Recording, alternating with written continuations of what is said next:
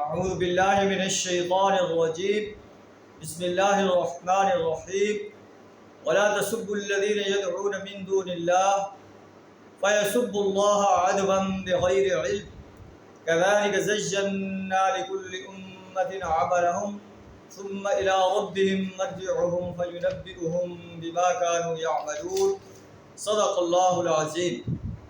اس آیت میں اللہ تعالیٰ آیت نمبر 108 میں اللہ تعالیٰ نے ارشاد فرما رہا ہے کہ اہل ایمان کو گائیڈ لائن دی جا رہی ہے کہ ولا تسبوا الذین یدعون من دون اللہ، جو لوگ اللہ کے علاوہ کسی اور کو پکارتے ہیں ان کے خداؤں کو گالی نہ دو۔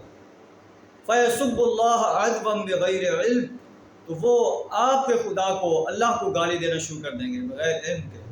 كَذَلِكَ زَيَّنَّا لِكُلِّ أُمَّةٍ عَمَلَهُمْ، اس طرح ہم نے ہر امت کے لیے ان کا عمل مزین کر دیا ہے، خوشنما بنا دیا ہے۔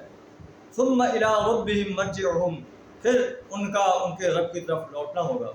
فَيُنَبِّئُهُم بِمَا كَانُوا يَعْمَلُونَ، پھر وہ انہیں بتائے گا کہ وہ دنیا کے اندر کیا کرتے رہے۔ اللہ نے انہیں وحدانیت کی دعوت دی تھی کہ اللہ ہی کی بندگی کرو، اس کی غلامی اختیار کرو، اس کی پرستش کرو، اس کی اطاعت کرو۔ انہوں نے اللہ کو چھوڑ کر اوروں کو اپنا معبود بنا لیا۔ اللہ فرماتا ہے اللہ انہیں بتائے گا کہ تم میرے آرڈر کو کس انداز سے جو ہے اس کو نگیٹ کرتے رہو۔ اللہ سے ذات ہمیں توحید کا صحیح شعور عطا فرمائے، شرک سے بچنے کی توفیق عطا فرمائے۔ وآخر دعوانا الحمد للہ رب العالمین۔